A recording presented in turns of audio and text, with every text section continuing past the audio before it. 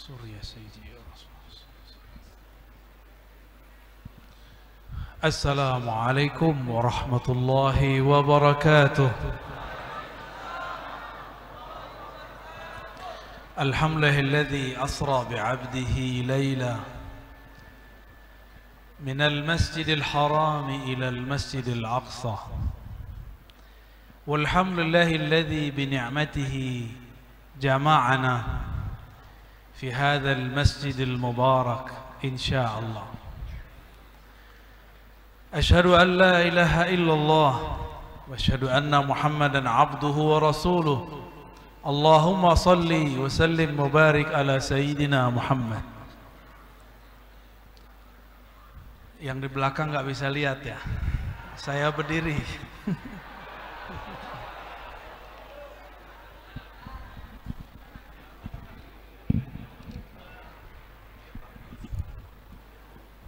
Sudah bisa lihat? Suaranya jelas?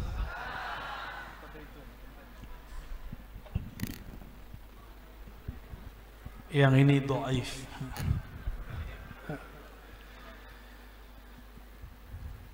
Alim ulama habaib yang saya cintai, para umara, terutama Paman Birin, semoga selalu sabar sesuai namanya dan bercahaya sesuai dengan ujung dari namanya. Amin. Tim-timnya, kawan-kawannya, koleganya tetap berdamai ya, dan kompak. Jika umara ulama saling cinta mencintai, doa mendoakan, insya Allah negeri diberkahi. Amin. Kenapa ada satu negeri hancur? Karena ulamanya melaknat umaranya, umaranya menzolimi ulamanya. Maka tidaklah kita rela negeri kita seperti itu. Ada yang beda nggak di kepala saya? Ini baru dapat oleh-oleh.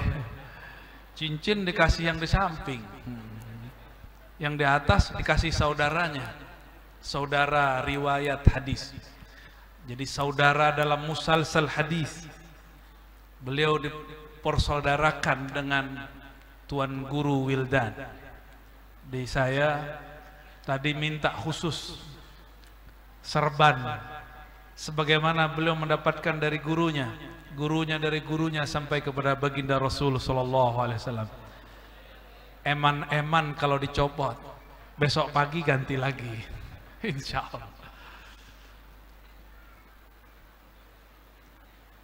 Tadi siang di kantor gubernur kita membahas Mi'raj para nabi, bahwa semua nabi di-mi'rajkan oleh Allah, diisra'kan oleh Allah.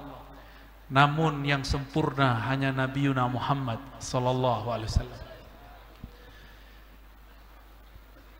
Tadi saya sebutkan Nabi Adam. Nabi Adam mi'rajnya ketika sujud.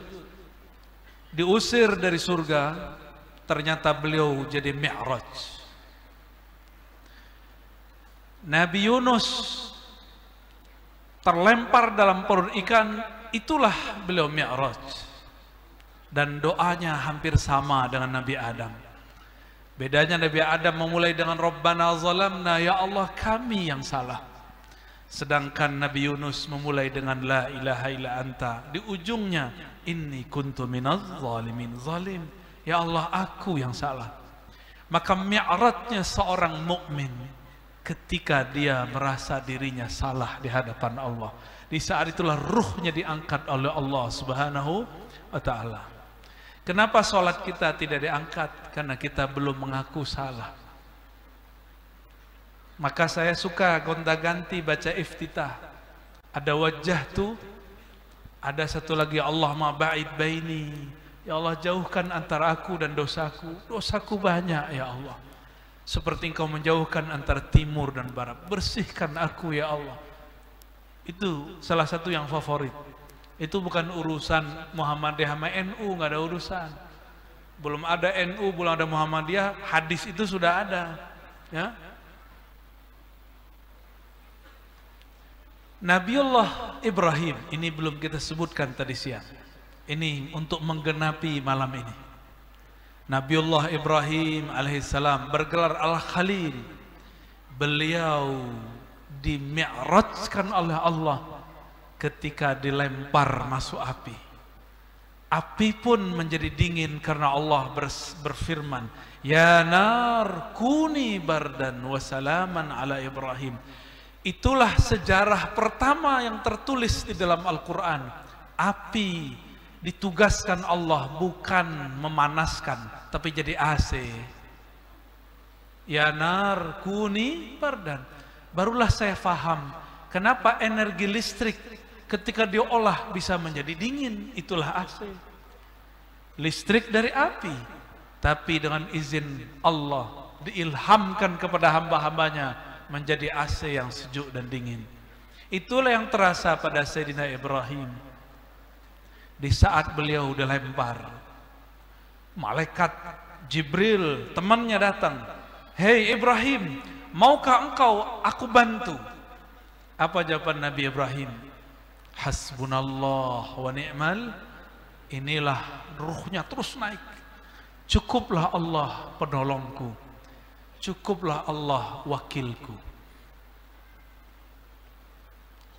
Maka kalimah ini lebih dahsyat daripada kalimah Nabi Adam. Datang lagi malaikat angin, datang lagi malaikat hujan, datang malaikat bumi, datang semua malaikat yang ditugaskan Allah untuk berkhidmat kepada nabi-nabinya. Semua ditolak Nabi Ibrahim. Semua malaikat marah, tapi Nabi Ibrahim tidak marah. Wajar kalau para nabi bukan dari kalangan malaikat, tapi dari kalangan manusia. Meskipun tubuh kita terlihat lemah, ternyata ruhani nabi-nabi kita sangat kuat. Bayangkan seandainya malaikat Jibril yang jadi rasul, dibakar balik. Coba-coba bakar saya, dibakar balik. Untung nabi kita bukan malaikat. Susah bangun sedikit, dibakar tuh rumahnya tuh. Jadi ternyata manusia yang kenal Allah lebih sabar daripada malaikat-malaikat muqarrabin. Paham kenapa manusia jadi khalifah di muka bumi? Tapi manusia yang tidak kenal Allah pun lebih hina dari binatang ternak. Nauzubillah min dzalik. Pendek kata, sampailah kepada Mi'raj Nabi Ibrahim. Sekarang pindah ke Nabi Muhammad sallallahu alaihi wasallam. Setiap nabi ada mi'rajnya. Kepanjangan kalau diceritakan. Nabi Musa pingsan dulu baru mi'raj. Semuanya mi'raj dengan ruhnya. Sedangkan Nabiullah Muhammad sallallahu alaihi wasallam mi'raj bahkan satu helai di rambutnya, di tubuhnya tidak tersisa dan tidak satu pun yang terbakar. Nabi Muhammad diizinkan naik ke arasnya, sedangkan malaikat Jibril tidak diizinkan. Jika dia naik, dia hancur. Nabi Muhammad satu helai rambutnya tidak ada yang terbakar. Malaikat Jibril tidak sanggup. Maka siapakah yang jadi guru? Jibrilkah atau Sayyiduna Nabi sallallahu alaihi wasallam? Maka di akhir zaman ini saya sampaikan, yang jadi guru bukanlah Jibril alaihi salam. Saya ngomong begitu Jibril pasti mengiyakan. Yang jadi guru adalah baginda Nabi Muhammad sallallahu alaihi wasallam. Malaikat itu hanya berkhidmah kepada Rasulullah sallallahu alaihi wasallam. Maka dalam ijazah saya sudah ganti. Bukan dari Nabi, dari Jibril, dari Allah, bukan. Dari Nabi, langsung dari Allah Subhanahu wa ta'ala. Itu yang sahih. Bagaimana mungkin seorang Jibril yang gak bisa tembus ke aras menjadi gurunya Nabi Muhammad sallallahu alaihi wasallam? Dia hanya khadamnya Rasulullah sallallahu alaihi wasallam. Dia pasti ridho saya ngomong begini ya. Alhamdulillah. Kalau enggak nanti kita bisa sidang.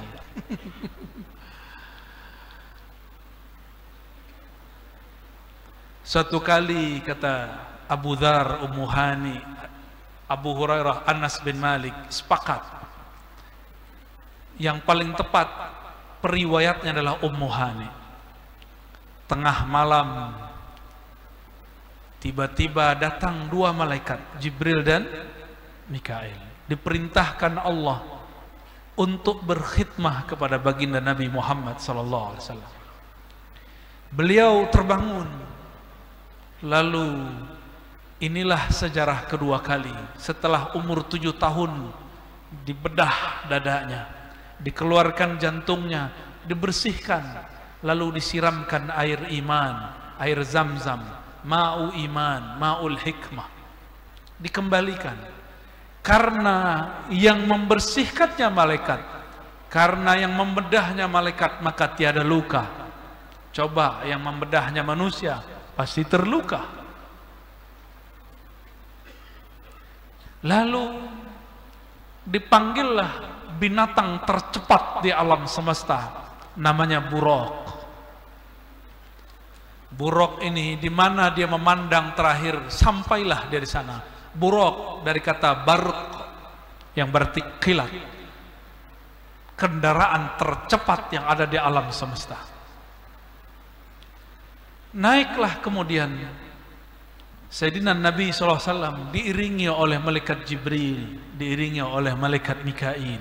Naiklah mereka ke langit pertama. Ternyata di langit pertama ada malaikat penjaga, disebut pangkatnya khazinus sama, penjaga langit. Jadi nggak sembarangan orang ngaku-ngaku saya sering naik ke langit. Siapa kamu? Itu Jibril. Pas naik masih ditanya, man anta? Kamu siapa naik-naik? Padahal malaikat Jibril sudah sering naik turun. Maka saya tidak langsung percaya orang ngomong saya sering ke langit. Saya santri di langit, ya salam. Kalau langitan ada di Tuban, ya. Itu sanad guru-guru kita juga banyak ke sana. Sampai di depan pintu langit, malaikat khazinus sama bertanya, "Man anta?" Jibril walaupun pemimpin langit, dia tetap jawab, "Ana Jibril." Tetap dia tawadhu, ditanya dia jawab. Maka nih pejabat-pejabat nih, walaupun ditangkap polisi, ditilang, harus terima aja ya. Walaupun nanti dibebasin. Pas lihat, Pak Mirin.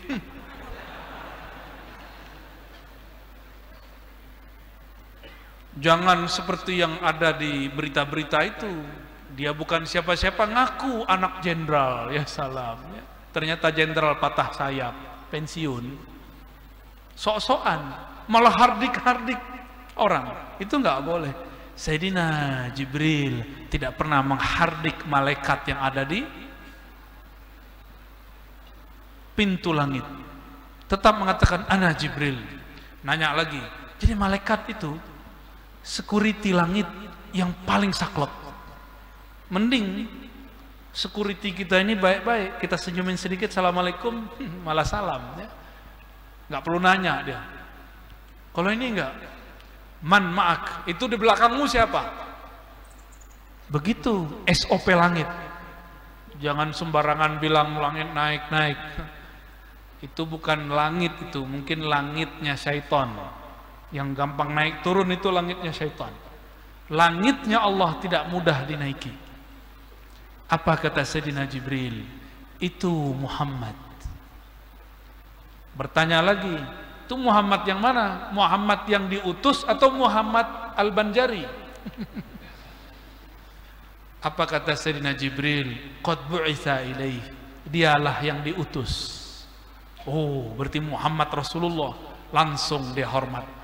Dibukakan pintu, silakan. Kalau marhaban, selamat datang, orang Banjar bilangnya apa? Selamat datang. Oh, sama kita ya. Saya dapat dua kosakata, ulun dan pian.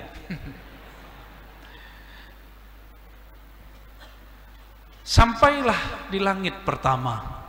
Ternyata di situ ada Nabi Adam alaihissalam. Ada Nabi siapa? Nabi Adam alaihissalam. Di riwayat Bukhari itu tidak disebutkan di mana ini. Cuma di satu riwayat dikatakan ini Nabi Adam di langit pertama. Beliau melihat ke kanan senyum, melihat ke kiri nangis. Bertemu Nabi Muhammad, disapa. Kata Nabi Adam, marhaban bi ibni salih wa nabiyyis salih.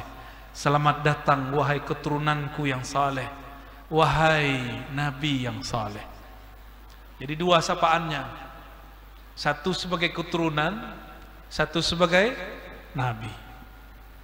Kalau sebagai nabi lebih tinggi pangkat Nabi Muhammad sallallahu alaihi wasallam. Lalu Nabi Muhammad dikabarkan itu yang dilihat beliau, kalau ke kanan itu keturunannya yang masuk neraka disiksa, yang ke kiri, yang ke kanan ke surga. Jangan-jangan ada wajah hantum di sana ya. Pengen yang di kanan apa yang di kiri? Amin. Ya, amin ya rabbal. Jadi kita ini kalau maksiat, kita sedang membuat sedih kakek kita Nabi Yuna Adam. Maka orang yang durhaka kepada Allah, yang maksiat, dia sedang membuat sedih kakeknya, orang tua dari orang tua kita, Nabi Yuna Adam alaihis salam. Apakah kita tega membuat kakek kita sedih, orang tua kita sedih? Jika tega, maksiatlah sesukamu. Tapi jika engkau punya hati, engkau ingin membahagiakan kakekmu baginda Adam alaihissalam, hentikan maksiat, berhenti. Kalaupun besok terjadi lagi, tobat segera. Terjadi lagi, tobat segera, jangan diundur-undur. Allah Maha Tawwab. Naik lagi beliau ke langit kedua, bertemu Nabi Isa. Naik lagi ke langit ketiga, ketemu Nabi Yusuf. Naik lagi, naik keempat, ketemu Nabi Allah Idris yang disebutkan dalam Al-Quran, wa rafa'na lahu makanan 'aliyya, kami angkat baginya tempat yang tinggi. Tempat yang tinggi inilah yang disebut oleh ahlul haqiqah, ulama-ulama ahlul ma'rifah, Ka'bah kedua. Disebut apa? Ka'bah kedua. Itulah pembatas alam malakut dengan alam jabarut. Alam apalagi itu terserah Allah lah ya. Terus naik lagi, langit kelima, ketemulah malaikat, ketemu seorang nabi namanya Harun. Naik lagi, ketemulah Nabi Musa. Naik terakhir, ketemu Nabi Ibrahim alaihis salam. Semua nabi ini sebelum beliau naik ikut sholat di Al-Masjidil Aqsa. Tapi ketika naik ternyata mereka sudah ada di sana. Ternyata mereka sudah beda dimensi dengan tubuh Nabi Muhammad sallallahu alaihi wasallam. Nabi Muhammad jadi imam, semua nabi 124.000 jadi makmum. Itulah doa setiap nabi di dalam kuburnya, ya Allah jadikan aku umat Muhammad sallallahu alaihi wasallam. Bagaimana caranya? Allah kembalikan ruh mereka, mereka sholat di belakang Rasulullah sallallahu alaihi wasallam. Maka mustajablah doa semua para nabi.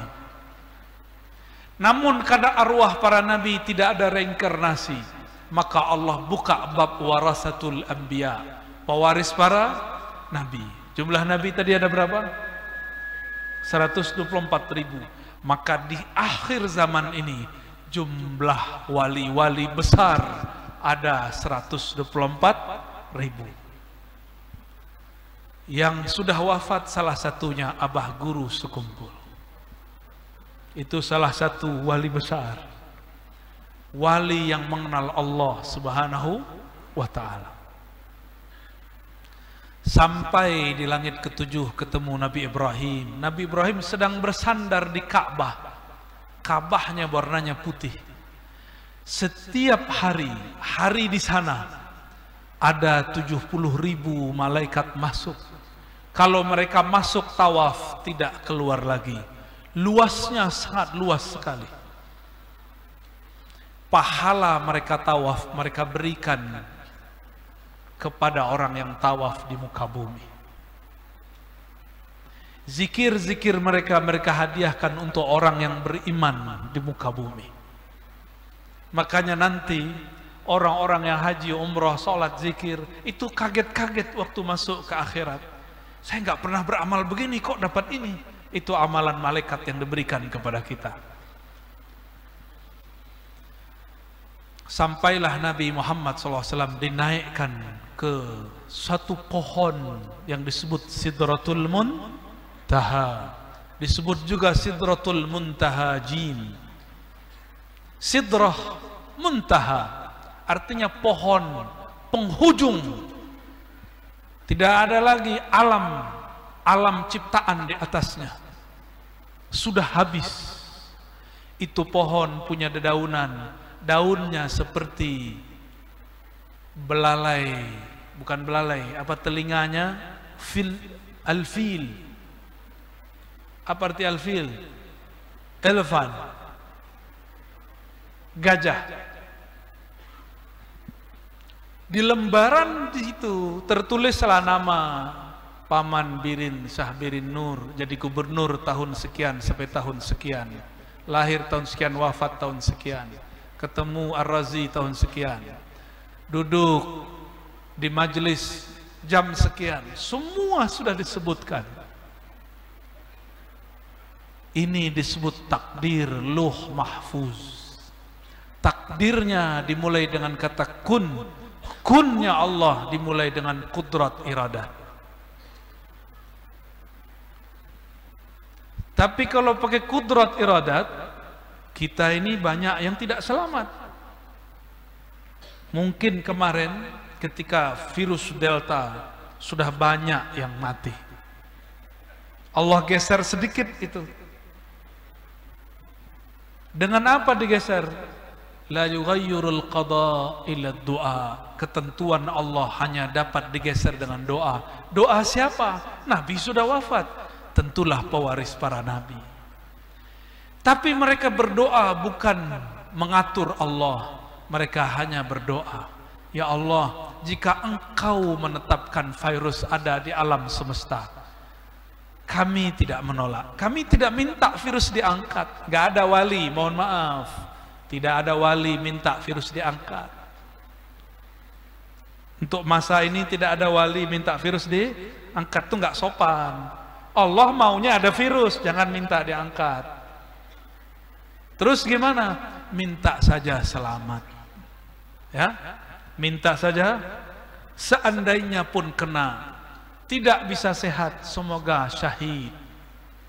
Ya, karena ini sudah takdir dari Allah. Tiada negara kecuali corona masuk, benar. Tapi alhamdulillah Allah izinkan kita. Orang Indonesia ini rata-rata muslim. Orang Islam energi imunitasnya kalau bermajelis. Kalau kita ini selalu social distancing, kapan kita bermajelis? Akan tambah banyak orang sakit imunnya karena imannya rusak. Maka kita bersyukur kepada Allah, kita diciptakan Allah, dilahirkan Allah di negeri ini. Alhamdulillah. Bapak tanya ke semua orang yang tinggal di Mekah, tinggal di Madinah, tinggal di negara-negara Islam di luar Indonesia. Tidak ada yang semeriah negeri ini untuk kajian di masa pandemi. Ya, kita berterima kasih kepada Allah SWT. Semoga Allah menjaga negeri ini, umaranya, ulamanya. Amin ya rabbal alamin. Jadi jangan tengkar-tengkar mulu, ya, tengkarnya nanti aja pas kampanye ya.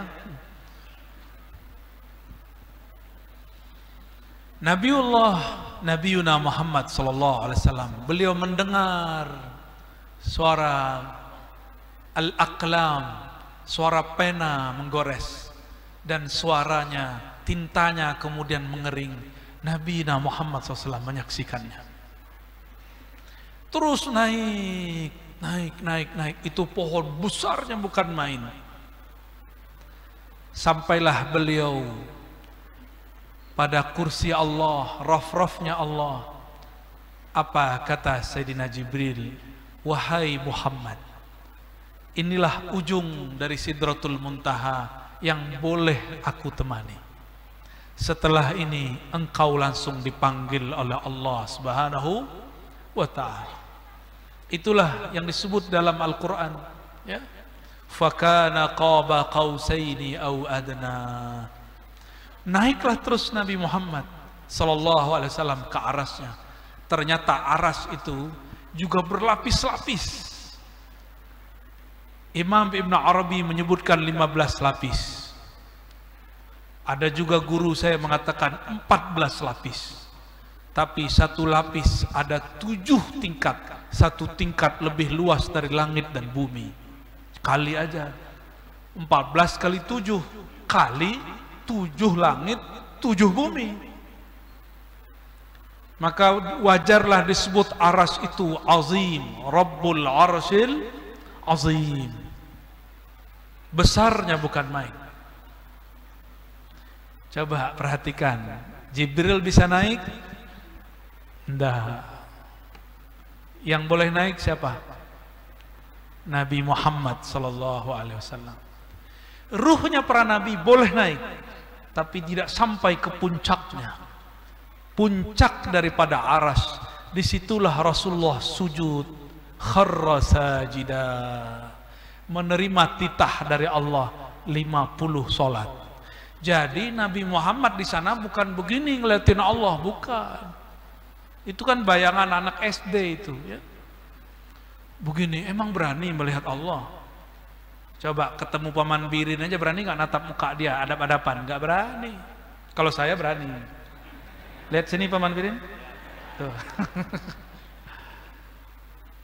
Kita ketemu guru yang sangat karismatik, tatap wajah kita nggak berani, kecuali rame-rame begini, ya nggak? Coba berdua nggak berani. Sam'an wa ta'atan. Di sini apa tuh sendi kodauh itu apa di sini? Apa istilahnya? Nggak ada. Pasti ada lah. Ada ya? Kalau di Jawa tuh sendi kodauh.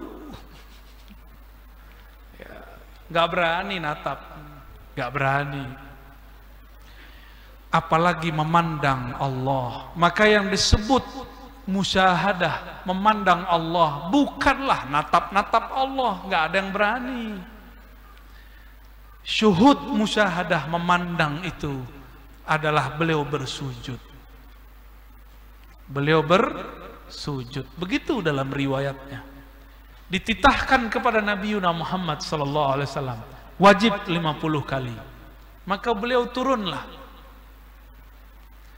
lewat langit ke-7. Tapi sampai di langit ke-6 Nabiullah Musa stop. Bro Muhammad, tunggu. Aku mau tahu bocoran aras apa. Itu Nabi Musa nggak tahu.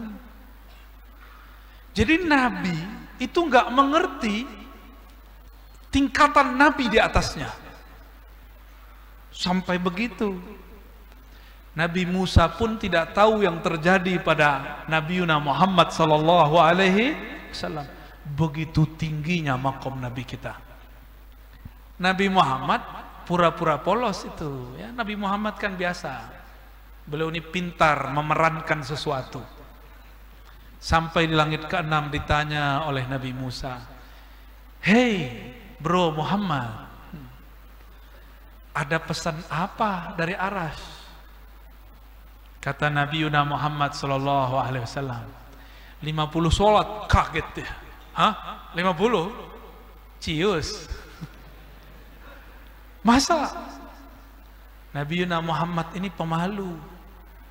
Beliau ini asyaddu hayaan, sangat pemalu. Dikasih 50 beliau turun. Nabi Musa kan kalam Allah SWT ada pada dirinya, maka disebut kalimullah. Maka agak berani dikit ngomong. Maka saat Nabi Musa berbicara, itu bukanlah Nabi Musa yang berbicara, tapi Allah lagi sedang berbicara melaluinya.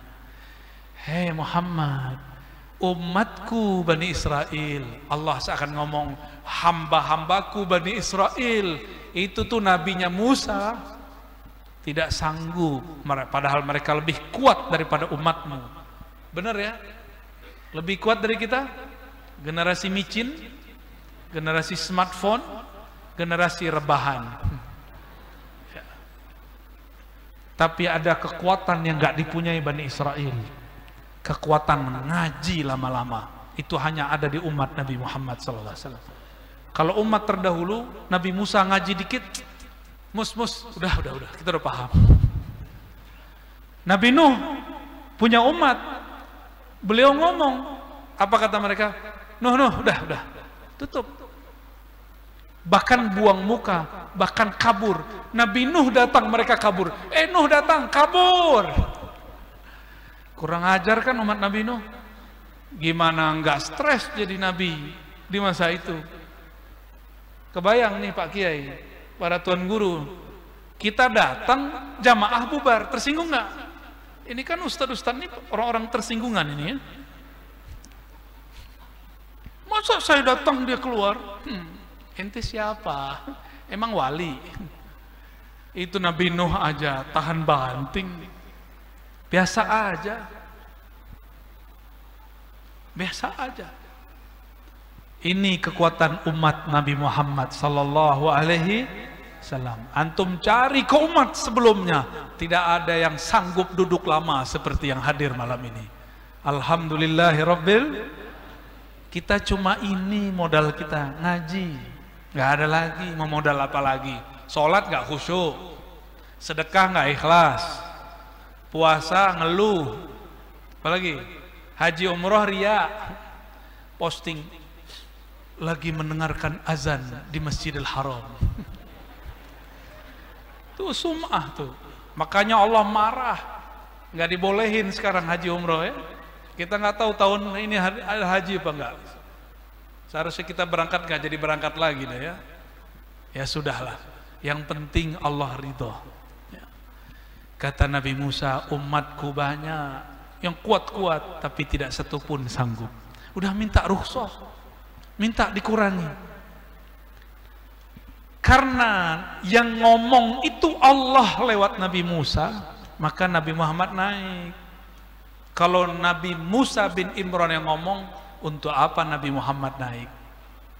Ini yang jarang diungkap ya.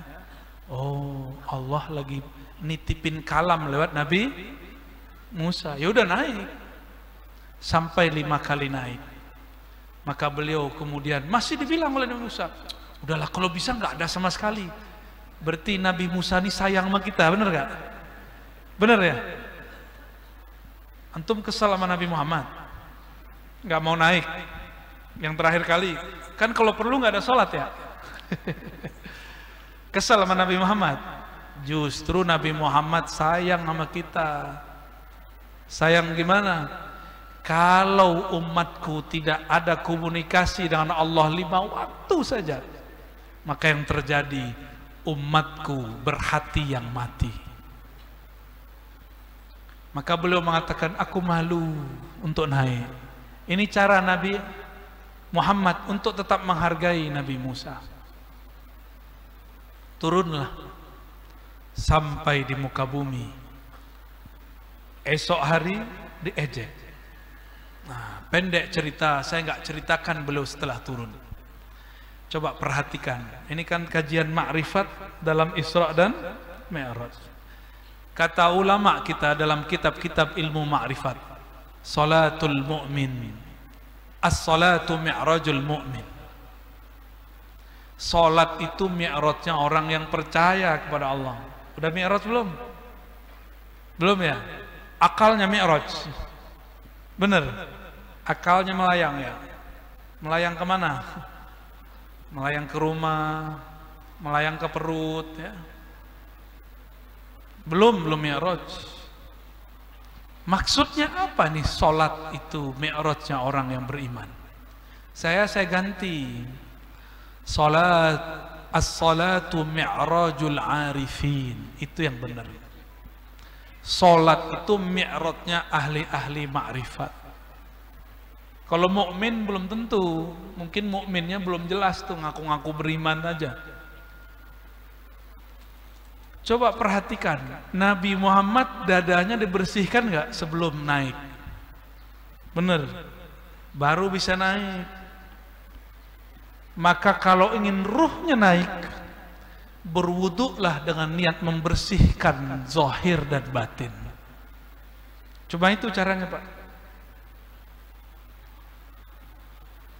Saya dulu belajar ilmu khusyuk kemana-mana. Tahu-tahu ada seorang guru bilang, kamu mau khusyuk?